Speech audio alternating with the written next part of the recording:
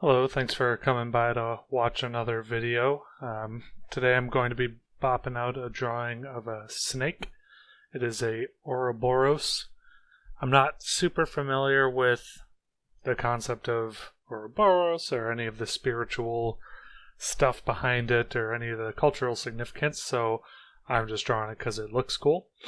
I did some Wikipedia reading, and it's just supposed to be about eternity and infinity and all that sort of stuff and cosmic space. So yeah. Oh, I don't think I mentioned that this is for the Inktober 52 challenge. 52 weeks. The Instagram account or art collaborative, whatever, Inktober, run by the artist Jake Parker, is prompting artists on Instagram with 52 different prompts. It used to be Inktober, which was 31 days of drawing, but they changed it up. What the video opened with, and which I just kind of talked right over, is a sketch page or a concept page. So when the prompt is announced, what I do is open up my sketchbook and write down all the things that I think of around that term. Different things that I might be able to draw, or different things that I think of when I think of the prompt. So snake, I was writing things like the stereotypical serpent, but also snake-like characters, treacherous archetypes like rogues in D&D, stuff like that. I also had a couple snake heads that I sketched from reference on there, just so I could get a feel for what drawing a snake might be like. The only part I was really concerned with was the head, as far as reference and accuracy was concerned. So I was doing some practice sketches there, and then after that I brought the fountain pen that you see here to the page just to practice a bit more. I have been very excited with the fountain pen, though I haven't been using it as much as I would like to, just because it's unfamiliar and I kind of smear stuff with it, and I just decided this would be a really good opportunity to practice and get it done with, and start building up a bit more familiarity. What you're seeing here is the very, very long process of drawing on scales.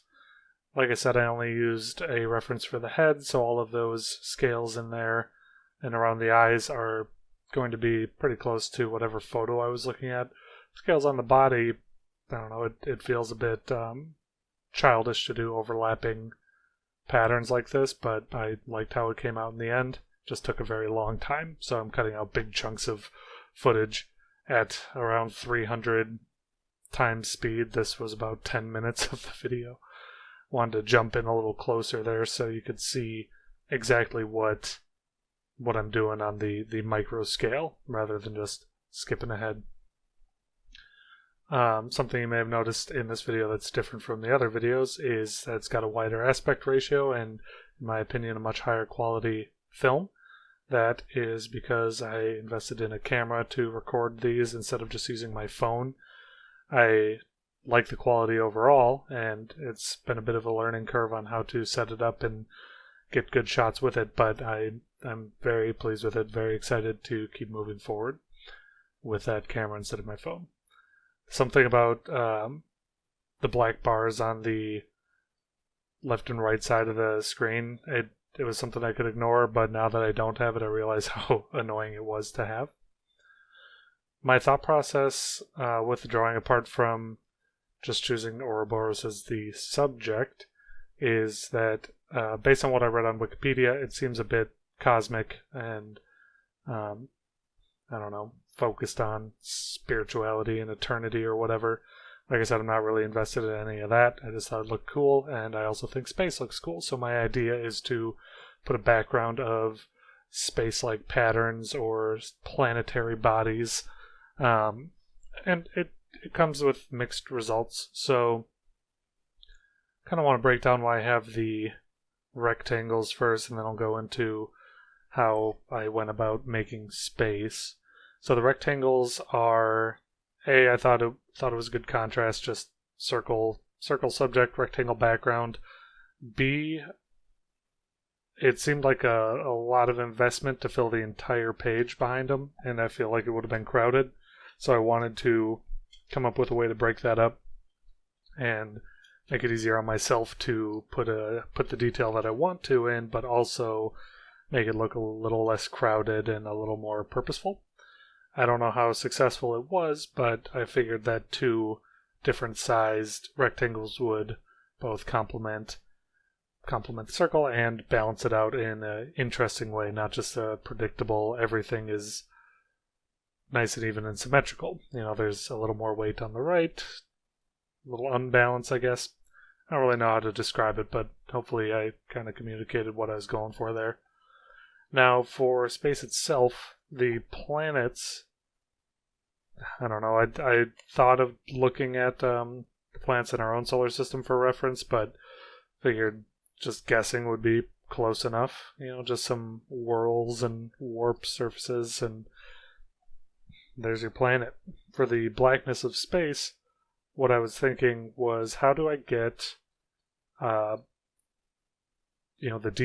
deep space idea, but have stars and have it be inconsistent and actually broken up, so it's not just a big wall of solid black. Though now that I think about it, a giant brick of solid black